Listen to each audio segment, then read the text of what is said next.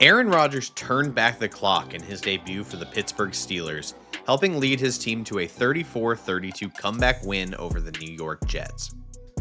Despite being 41 years old with concerns from the outside about his declining level of play while in New York, Rodgers looked more like the old version of himself in Green Bay, completing 22 of 30 passes for 244 yards and 4 touchdowns with a 136.7 passer rating. Let's dive into the film of Rodgers' Pittsburgh debut in today's episode of Best Available.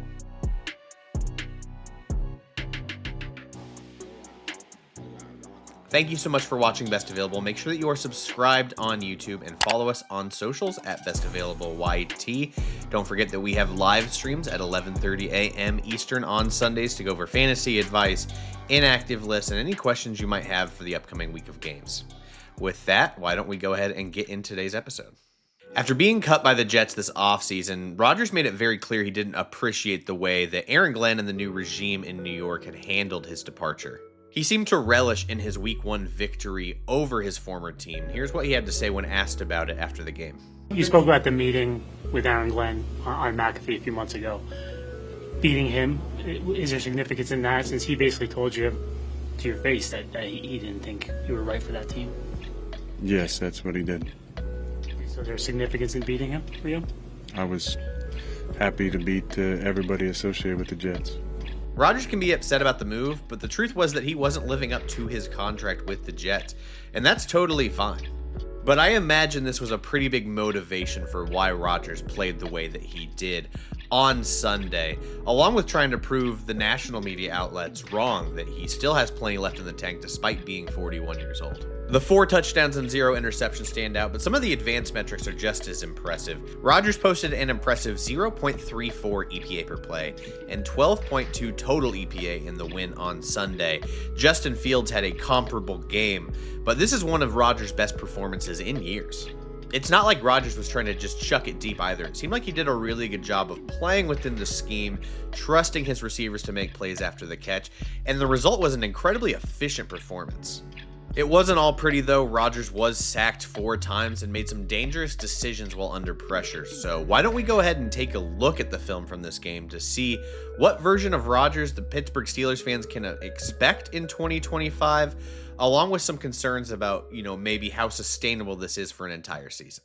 Hard for Steelers fans not to be excited after this performance, and I understand, Packers fans can definitely appreciate, it felt like, Rodgers was turning back the clock to a degree in this game. And we'll start here just with, a good example of, using pre-snap motion to get a tell here. Because, we see this mugged up look, right? We have this linebacker stood up here. We have all of these guys here. We have what looks like it could be man. And then we have these 2 high safeties. So there's a couple options of what this could be. But what Rodgers does, we're going to motion Kenneth Gainwell, the running back, from, this offset tight end into running back. And you notice from a stand-up position, this linebacker now moves, off ball to get over the running back. So that's a pretty clear tell to us that it's man based on everything else that we're seeing here. And then we've got here, and then we've got 2 high safeties. So cover 2 man look. Doesn't look like we're going to have a whole defender or anything like this. So, Rodgers makes that pre-snap motion. And then what he's reading is pretty simple. Hey, it is clear man. We've got here following. We've got here. And again, no one's dropping into the middle of the field. So with this route clearing, we're just hitting the slant here with that leverage. Pretty easy throw. Rodgers still has it. I just appreciate, this isn't the best play from Rodgers, but this is his first completion as a Steeler. I just like the utilization of motion to, get a tell on what the defense is doing, and then make a pretty easy throw against man coverage. Just a simple slant for a nice gain. A veteran quarterback always needs answers against the blitz, and I think that's always been Rodgers' superpower as a starter. This is a good example of this. Just look at the footwork for the corner. I think that's a pretty good tell that this slot is coming right. Usually, if you're, you can have your feet aligned like this as a corner. If your head up, your feet are going to be here. The fact his feet are stagger stepped like that, will tell you something, especially if you're looking at his eyes as well. Corners, if they're in a zone drop, it's more like this. You might be slanted in a bail technique, getting ready for a bail technique, but your eyes are on the quarterback. But just everything about this corner's posture tells me that he's coming. He is coming last second, and Rodgers recognized that, gets the ball out quick to DK Metcalf, and then just trusts his receiver to do the rest, and we get a big gain because of it. That's just something as a veteran QB you need to be prepared for, and Rodgers absolutely does that. Even, and just everything about that slot corner's posture is telling me he's coming, and Rodgers, doesn't waste any time getting that ball out and getting a feel for it. You if you're going to blitz against Rodgers, make sure that you are ready to, send the house, because if it gets picked up correctly, it's something that he's always been really, really good at, is picking apart the blitz. There was a huge discussion about whether Rodgers be willing to go under center in Arthur Smith's scheme.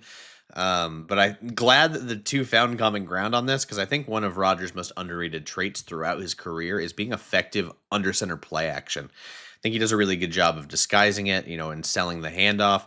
And then he can still move a little bit when he has space on the run. So we just got a little PA boot here, sells the fake enough that he gets this defender to bite. And then easy throw, easy pitch and catch. Rodgers still has the arm talent to make throws like this.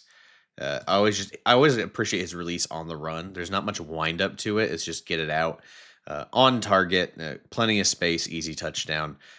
Again, it was a big talking point all offseason is if Arthur Smith and Rodgers are gonna, mesh well, and if we can get under center Rodgers, and the fact that got a pretty heavy dose of it in his debut for Pittsburgh is encouraging for Steelers fans. Even with Arthur Smith working with Rodgers, there's still going to be some Rodgers stuff in the offense, right? And this feels like one of those pre-snap determined throws, RPO. We've got motion coming, and then he's returning, and we're just trying to look. Rodgers just keeps trying to look at this guy, see what kind of leverage he has on this stack. Look on the boundary. Sorry, that's the field. The hash marks are throwing me off in the camera angle. Just watched too much college ball lately, but we're seeing this inside leverage here from the corner. We're just going to predetermine that throw, and then we trust DK Metcalf because he is a tank to make a guy miss and then take off. It's just one of those iconic Aaron Rodgers throws, and it may not be like a really impressive throw, but I had to watch a lot of Daniel Jones on Sunday, and for as well as he played, this kind of like RPO game, whether you want to talk about pre-snap or post-snap reads, he was not hitting this kind of option at all with accuracy. Really underrated trait for quarterbacks is when you're aborting that handoff, delivering an accurate ball quickly. Rodgers is still the master of that, and that's where you get a big gain just because he's reading something on the defense and getting the ball out quick. Couple examples here of just why Rodgers isn't the same quarterback, and I think that's totally understandable and fair to talk about. He's 41 years old. One of the things that he was really gifted at in Green Bay when he was younger was just being extremely mobile and able to extend plays in the pocket or take off. He just doesn't have that anymore.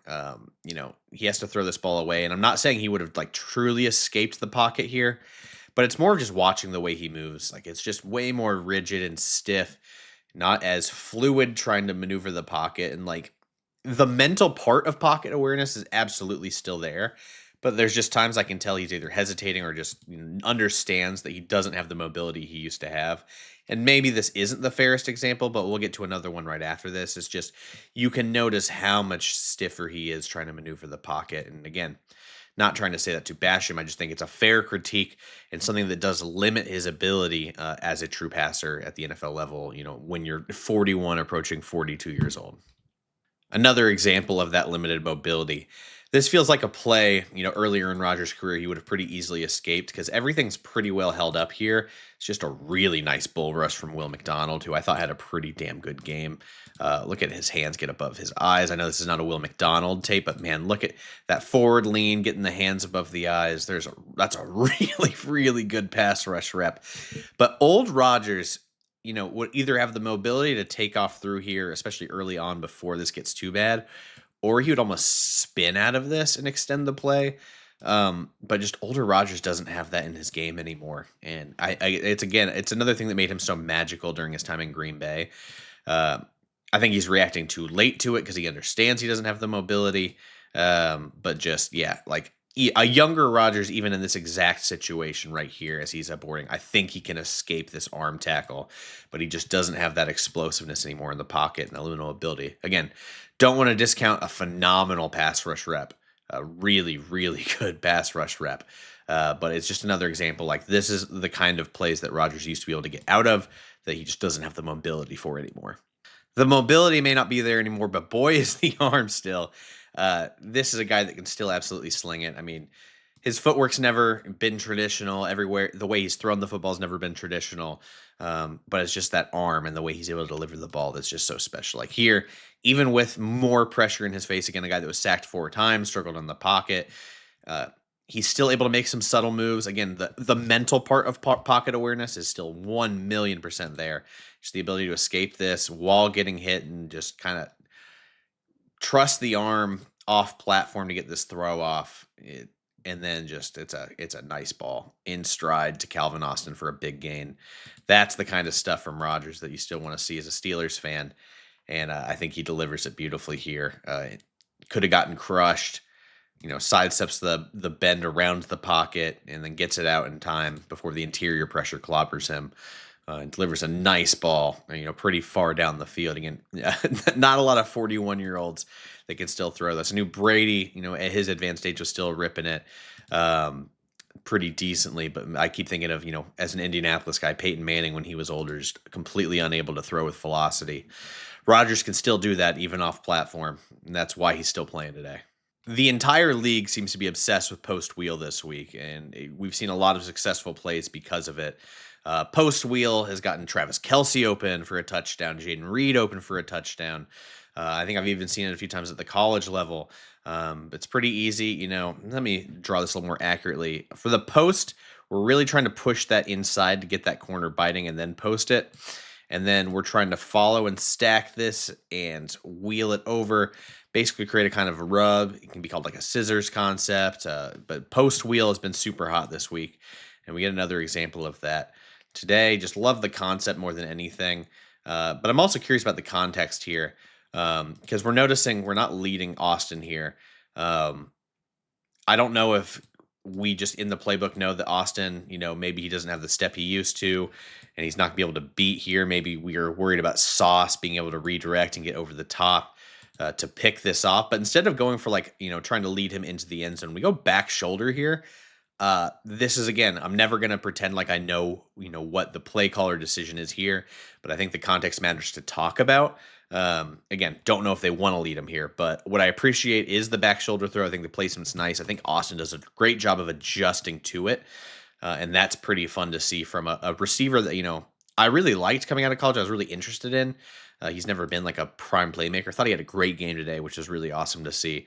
But I thought I wanted to show the concept and then just show the context behind the things we don't know, but still a nice play. Like I like that Rodgers and Austin are able to connect on a back shoulder here when, again, could argue maybe he's supposed to lead here, but we're worried about Sauce over the top. Again, things that we won't know from the outside, but want to contextualize, but still, it's a nice throw. We've got to talk about it. Another example of just the legs not being there with Rodgers now, and it can really limit the offense at times when it's not looking good. We have interior pressure here. I mean, again, I believe this is Will McDonald again, just a really nice game from him. Younger Rodgers can at least step up here. Older, like he just looks completely out of sorts. Again, I know it's a rush. This is probably a bit more unfair than the other ones, but it's just that Rodgers just looks completely incapable of doing anything to escape that.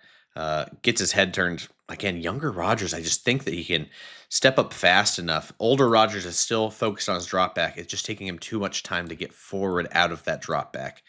And just the feet aren't there anymore. I used to have such fast feet in the pocket and just they look like they're stuck in mud at the top of that drop, right? You can see how he's unable to push off. Could be that, that Achilles, just he's not going to be the same anymore as a 41-year-old.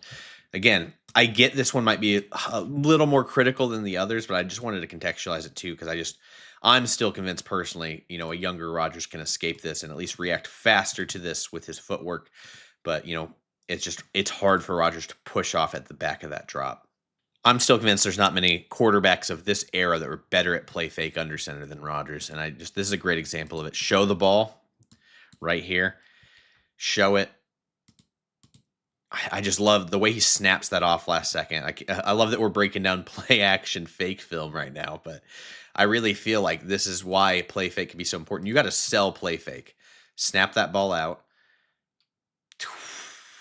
See, like when I say turn back the clock, this is the stuff I mean from Rodgers. Again, like the legs aren't there. There's mobility concerns. Flicks that. he flicks that. And I know that Austin's open here. It's just so he's throwing away. All of his momentum's going to his right. He's just flicking that, man. Those are the things I get why Rodgers still believes he can play, because he can. The offense is going to be limited because of his legs, but stuff like this, beautiful play fake, and then just flick it. I mean, this is my favorite play from the game. This is the kind of stuff Rodgers used to be able to do with ease, and it's why he, won multiple MVPs in Green Bay, and why he's going to be a first ballot Hall of Famer. Even at 41, he's still just able to rip throws like this. Again, we could watch this all day. Just a gorgeous, gorgeous throw. I don't mean to end on a low note, but this one was not awesome to end the game. Just a bad decision under duress from Rodgers. Feels the pressure coming this way. His original reads are on this side of the field. And in panic, he goes back to the other side of the field, and unwise decision. I don't know if it's a miscommunication as far as what route receiver on this side is supposed to run, but the corner reacts to it better than the receiver does. It's an unwise decision. He's fading away. Should have just thrown it away. Instead, should have been an easy interception. But this was the last clip we had. It is important to note Rodgers does lead the Steelers down the field. I don't think any of the throws were at least worthwhile talking about from that. One really lucky play on an incomplete pass to Metcalf that should have been incomplete. Bounced off a couple guys, and Metcalf caught it on the ground. Made a couple decent throws, but this is the other noteworthy one I wanted to touch on. Just unwise decision, especially when your mobility is not there anymore. Just throw it away. It sure did feel like a vintage Aaron Rodgers performance. 4 touchdowns, no interceptions is a hell of a game from the new Steelers quarterback. What did you think of Rodgers' performance? Let me know in the comments. But that's all we got for today. We'll be back on Wednesday to likely talk about Jihad Campbell, the Eagles rookie linebacker, who I thought played well on Thursday, but with so many other things, we haven't had time to get to him yet. So look for that breakdown, and then we'll figure out what we're doing on Friday. So stay tuned for that. Maybe a college breakdown, maybe a Thursday night reaction, since we've got Packers Commanders on Thursday night. Should be a really, really fun game. But thank you so much for watching. Again, make sure that you're subscribed to the channel.